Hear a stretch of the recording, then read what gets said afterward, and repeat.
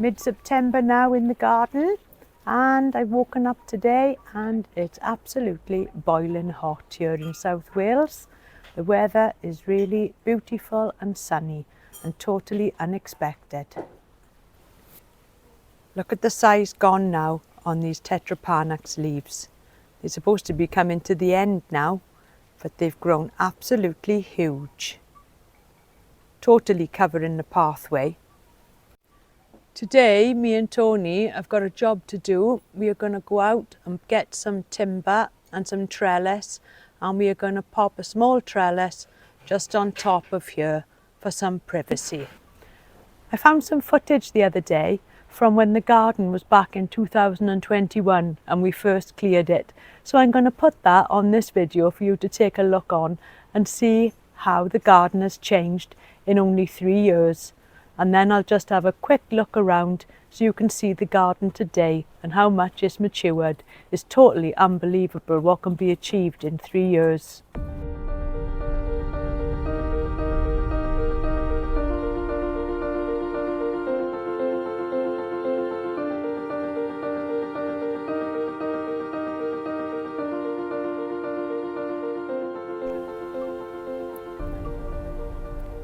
This is now the same garden, but this is now autumn 2024.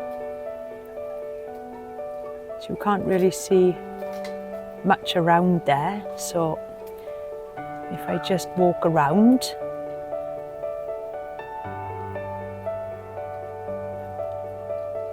and you can see now how much the garden has filled out over the last 3 years. We've now got 2 pathways and a few different garden beds, and everything is full to capacity. We've also taken the summer house away and added a greenhouse there in its place. And now we can walk all the way around the garden.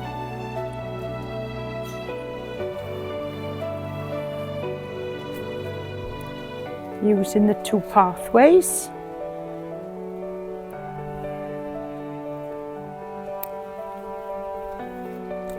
And back up the other side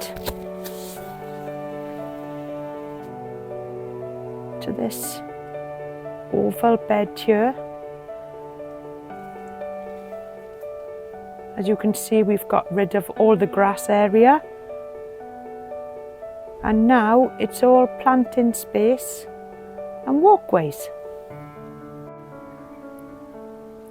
We've also placed the poster that was on the wall over the other side just on this wall here, and added the tiki bar in there, which we cover over in the winter. And I've also dug out this triangular bed here.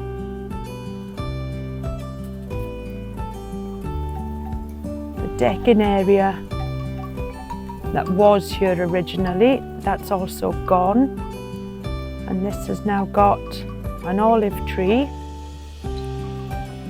and plenty of different roses and salvias and a few euphorbias, and it's really filled out this year. So it's taken 3 years now for the garden to get to this fullness. And this year is the year that we've really seen some size being put on the garden. I'm really pleased now with how it's turned out. This is what I wanted when I thought to myself that I wanted a tropical style garden. And it's just a complete mixture of everything that I like. There's no real planning being put into it. There's some bananas that have been added in, lots of different palm trees, some waggy palms, some Virginias, and also some grasses.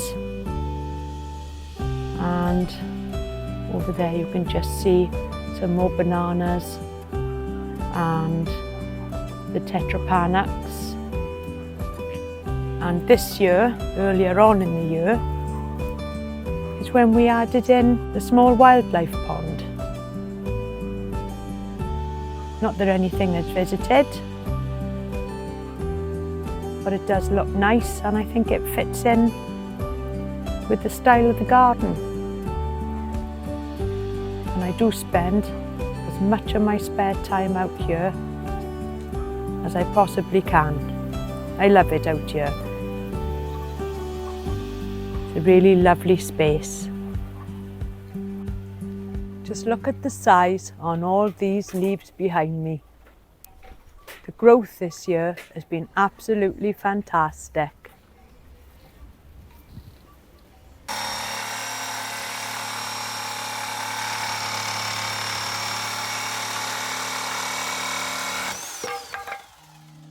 So you can see now that we've added some trellises to the top, and what I've done is I've moved this clematis, which I had over the other side, in a pot.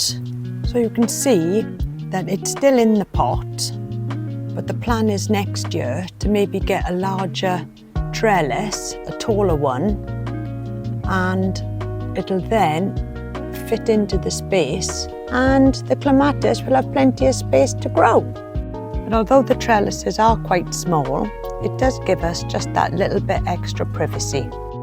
All the pups are doing really well with the Musa Basjoo. Just look at the size that have gone on these now in the last few weeks. Absolutely fantastic. Despite the weather getting a little bit colder, they're still pushing out rollers. Look at the size on that.